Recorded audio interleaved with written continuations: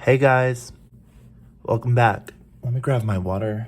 So I thought that we would do a little bit of a chill video and talk a little bit about decoding.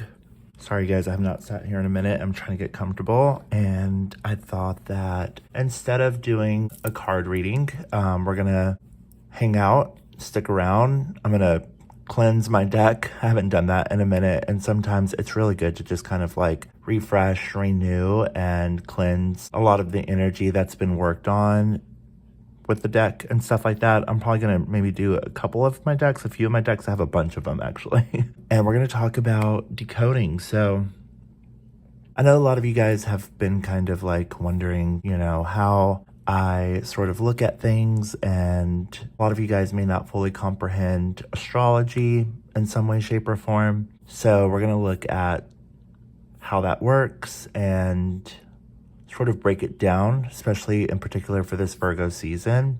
We're gonna look at things from an alchemical viewpoint when it comes to information, because some of you, may not fully comprehend or wrap your head around the astrology aspect of things. And so instead, because I know that some of you guys are more visual learners, we're gonna look at things from a place of creativity, like looking at it from a more holistic approach, or kind of seeing it from a, where you can kind of view some of the things that I talk about in a particular way.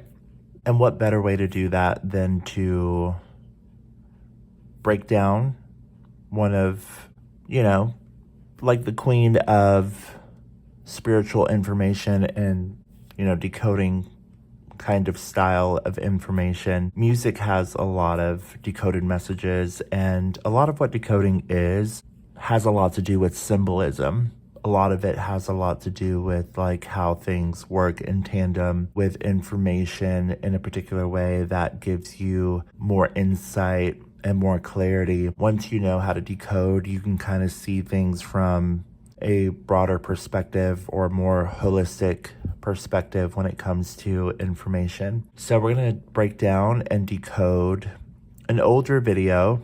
It's a bit of an oldie, but definitely a goodie. And I ran across it again, and I was like, this is just a perfect way of showing how, one in particular, music is timeless and it transcends time and space. I think there's a quote by someone who said, whoever controls music controls the world. And so music, especially in the form of entertainment or in the entertainment business, a lot of people know this, that through music and through music videos and things of that nature, that's why they say like, oh, if you're listening to music or if you're watching certain music videos, like you could be being programmed or something like that. It's not necessarily that. That's more of a mundane way of looking at it. But if you do know symbolism and you are able to kind of see what's happening from a much broader perspective, then you can kind of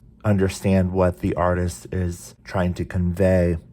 And sometimes that takes you on a very creative journey. A lot of music videos and things that are put into music videos are put there for a particular reason. And, it is to communicate in a certain way. Once you're able to have that mind frame sort of be broken, and like you can see things and think outside of the box and sort of remove the, surface level of it and see past some of the things sort of showing up on the screen and seeing it for something completely different. And that has, that takes a lot of studying, a little bit of research, and some dedication, let's just say. So we're going to start off by talking about the O2 commercial, old school commercial.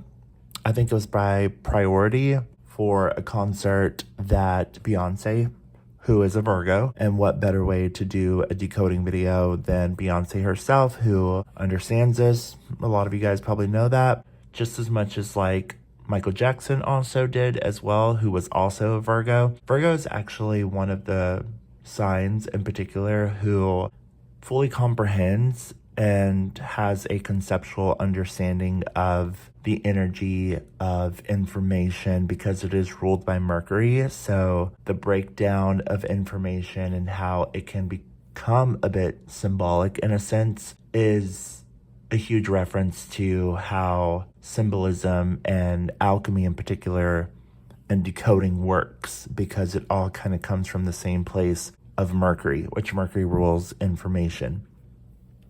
So if you guys have any other suggestions for me as well, or want to talk about any other things when it comes to decoding, definitely, drop some suggestions down below. I'm going to be cleansing my deck. I've got brand new Palo Santo, so hopefully we can get started here. All right.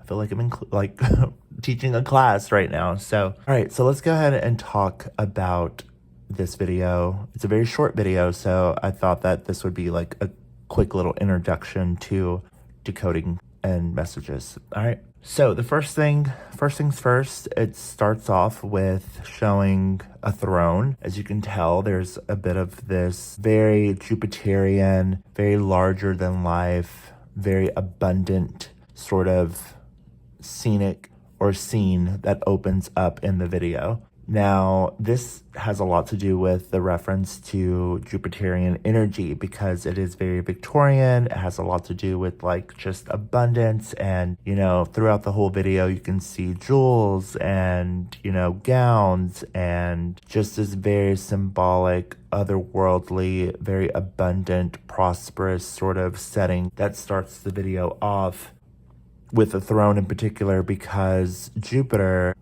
has a lot to do with fortune. So anything that Jupiter touches, because it is the largest planet in the solar system or in the cosmos, Jupiter has a lot to do with abundance and fortune. So it is said that whatever sign that Jupiter is in, that sign in particular has a lot of abundance coming to it. So Jupiter is in Gemini currently right now, and Jupiter normally spends an entire year in a sign because it is such a large body in the cosmos, and then it changes signs every year. Jupiter is going to enter into the sign of Cancer in 2025, and so Cancer placements are going to be abundantly, sort of blessed in a sense. So that's the first part of the video. That's how it starts off. It's very Jupiterian in nature. It has a lot to do with, the riches and the abundance of life in a particular way, where you are sort of, surrounded by a lot of luxury and, just really wonderful things. So then the next scene, we have the corset scene where there is someone lacing up Beyonce's corset, which could be in reference to if you've ever heard someone say let me lace you up, or let me lace you up real quick, it's kind of saying that, she has been sort of given information in a certain way, and she is very aware of the information that surrounds her. She knows where she is. She may also be laced up by people that are around her in a certain way, that support her, that also back her up, that give her some sort of knowledge or information regarding whatever it is that she is sort of working with or dealing with and things of that nature. So the boot as well, or the red boot, can be another form of being laced up, as the boot sort of is zipped up, and the boot is red itself. So usually red can sometimes symbolize love. I feel that in this case, especially because of current times right now and the landscape that we're in, especially astrologically, of the current astrology, and I'm going to sort of use the references to the current astrology so that you can kind of gain more perspective, but just from a more visual place, and how to look at the astrology that's happening right now and kind of get more information about what is going on in the cosmos and things of that nature. So red can also symbolize Aries. It could also symbolize fire, or it could symbolize the root chakra, which has a lot to do with self. So every year we have a north node and south node change of energy. This year in particular, we have the north node in Taurus I'm sorry, that was last year. This year we have the North Node in Aries, and the North Nodes go backwards. So they always kind of go counterclockwise. So instead of it going May, which is Taurus, and then June, it was June, and then May, and then April, if that makes sense. So Gemini, Taurus, and then Aries. As you can see, it goes backwards. So currently right now, the North Node is in Aries. Aries is all about the self. Then we have the South Node in Scorpio. I'm sorry, that was last year. We have the South Node in Libra.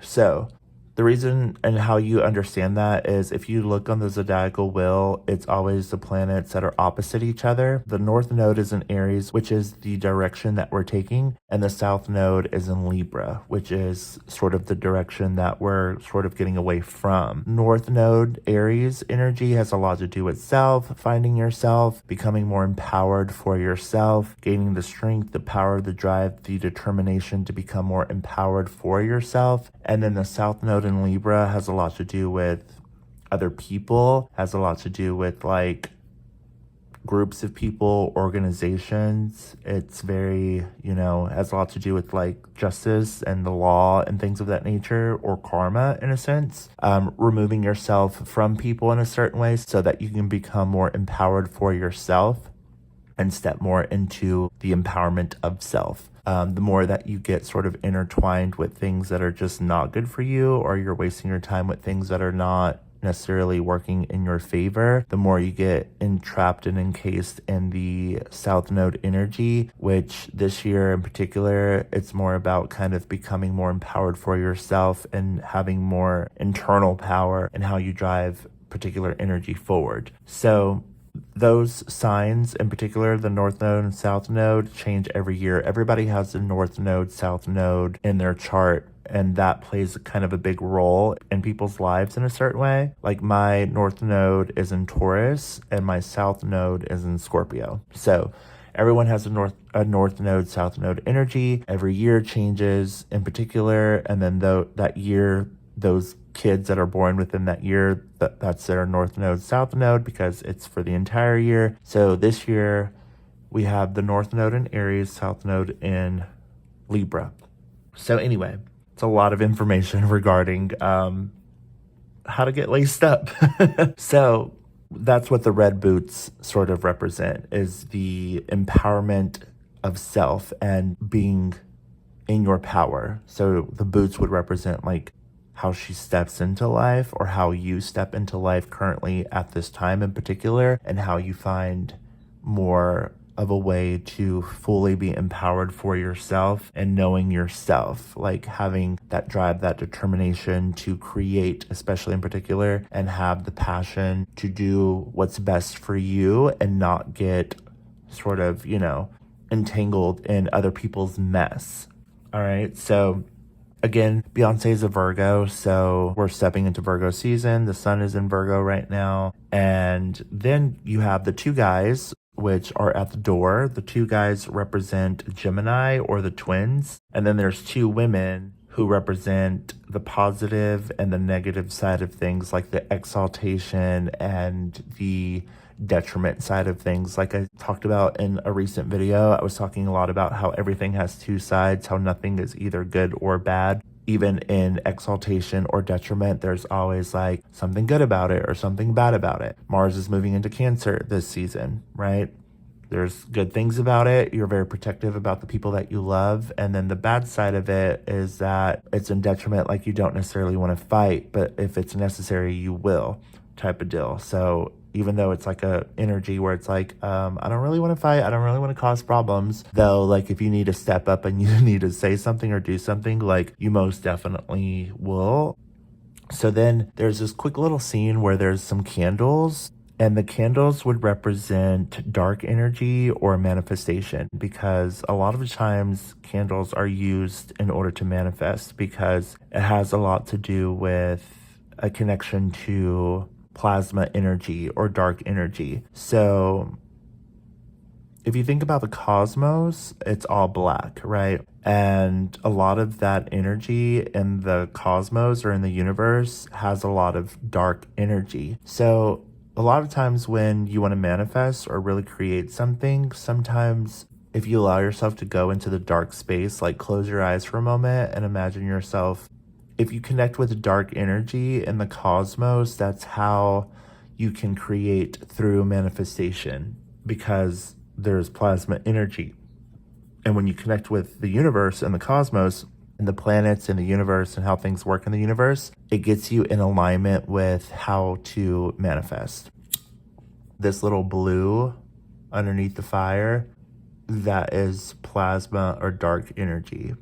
So that's the same thing that the candle has, and it's just a form of manifestation. It's how life is created through everything. Someone was recently posting on my TikTok and they were saying how like the zodiac signs don't mean nothing and like what does it matter or something like that. And I was like, well, literally it's everything. Like it's literally has a lot to do with everything, the cosmos, the energy, the frequencies of the things that are happening in the cosmos. Once you have like an understanding of that, then you can create through that energy or that frequency. So the candles are just a representation of the connection to the cosmos and manifestation and dark energy, plasma energy, which is dark energy, and how to sort of hone in and like get in tune with that frequency or that energy and bring it down from the cosmos, go into the darkness, and then create through that space. It's very much, it has kind of like the feeling of like creativity. It's like sometimes you dream something up, but where's that dream coming from, right? It's coming from like your imagination or your thoughts in a certain way,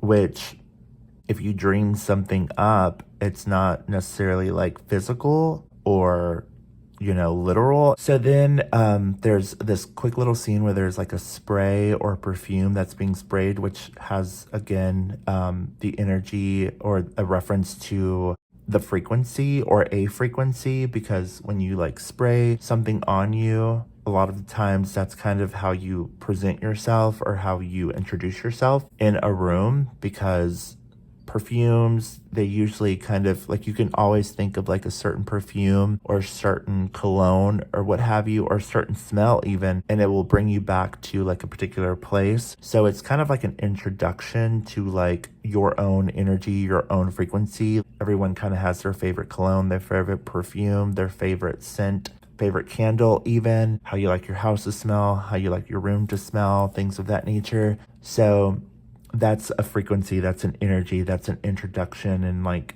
it's a representation of like who you are, which is also a vibration or a frequency. So once you're on a certain frequency, or if you're able to tap into and sort of hone into a particular frequency, then that is like an introduction or a representation of who you are. Then there is this thing that goes around her body. It's from the Victorian era. It's actually called a dressing ring. I thought it was a corset. It's not a corset. Well, the corset is like the thing that's being laced up in the beginning when you're being laced up with information. But the ring itself, it's not a chastity belt, because that's something also completely different. It's kind of like a chastity belt on a certain level, because it's a form of restriction. So the dressing ring represents Saturn. Saturn has rings around it. Saturn also represents restrictions in a certain way. So it's keeping out people or other energies, men in particular, things of that nature, like anyone from basically connecting with her lower chakras. So it's a form of a symbolic representation of Saturn's rings, or Saturn itself, which represents constriction. I don't know if that's the right word. Basically restriction, from allowing people to be able to get to her, if you know what I mean, or get to that part of the body, let's just say. So it is a form of restriction. It's kind of like when I think there was like a trend on TikTok for a moment where people were being like a bit celibate and also not, you know, doing certain things to themselves, let's just say.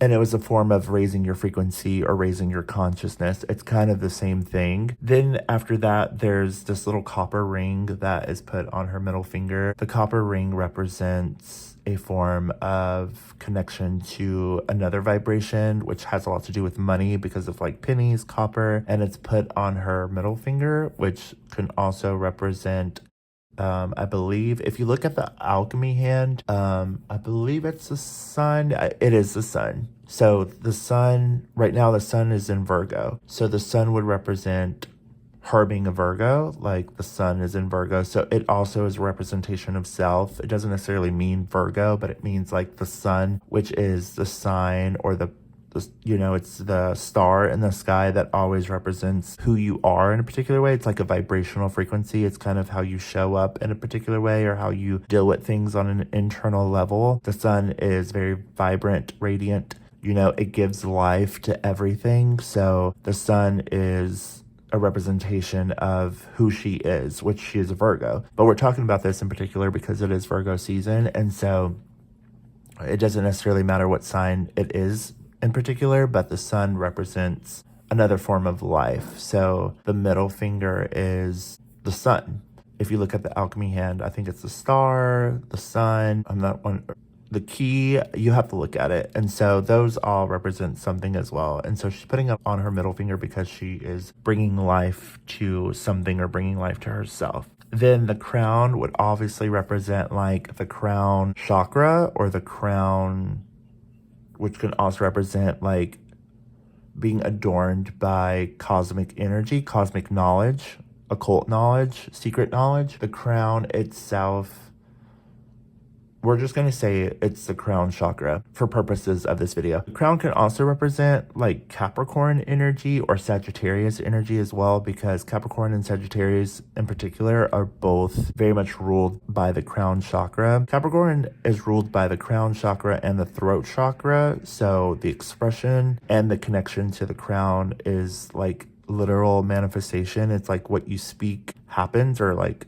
how to speak things and create things, where Sagittarius is solely ruled by the crown chakra, which is more of a higher celestial way of creating things. It's very otherworldly in a certain way. It's just the crown chakra, so it's connection to something quite broader in a sense, where the throat and the crown are more like personal manifestations. The crown chakra is just a bit not constructive in a sense, though it kind of bends the test of time in a certain way, where like the things that are spoken can be kind of interpreted at any time kind of deal. So that's what that is. And then there's a moment where there's a woman who is turning a mirror, and that's a form of turning a very clean mirror and showing other people where they're wrong. It's a form of deflecting in a sense. It's like deflecting. It's like showing the mirror back to the people that are like, and this is kind of the reason why I was talking about like how in this season in particular, like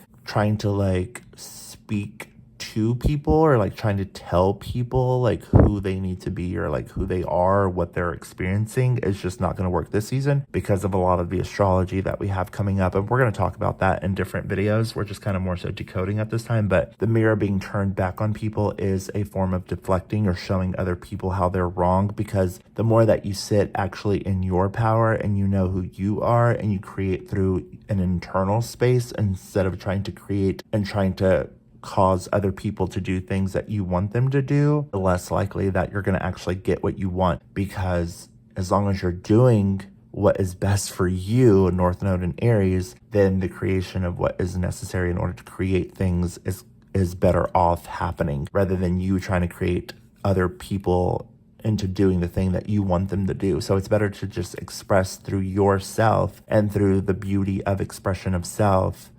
That's what creates what is going to ultimately happen. It's like what you want, what you're seeking in a certain way. So, and then there's the twins that are like headbutting each other. The headbutting after that is kind of what I was just talking about. It's like saying like, wake up, like, don't go against other people in a certain way, or like, don't try to make other people bend to what you think is happening.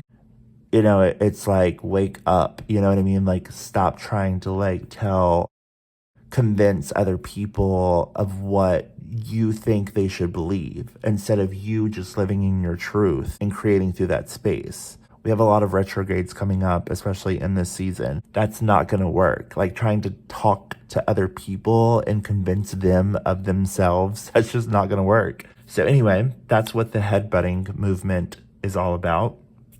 And then there's the wand. Obviously, she's being handed the wand. I spoke about the wand here in a previous video, and I talked about how once you have the wand in your hand, you're able to create through manifestation because you have a certainty of things. So the wand can represent the cosmos or universal energy. And then there's a lot of Venus energy, Venus references with the flowers on the pictures and things of that nature. There's flowers in the room. And then there's just this very adorned, sort of like very beautiful, you know, like the dresses and the, you know, the gowns and the jewelry and the soldiers, or the, however you want to look at that, you know, the guys in the background. Like, it's just very beautiful, which is very Venus energy. It has a lot to do with like Venus in particular. Like, Venus is a very beautiful sign. And in Libra, which there's a lot of Venus and Libra references in the video as well, Venus and Libra is about sitting back in your power and your beauty and knowing how to radiate from that space. So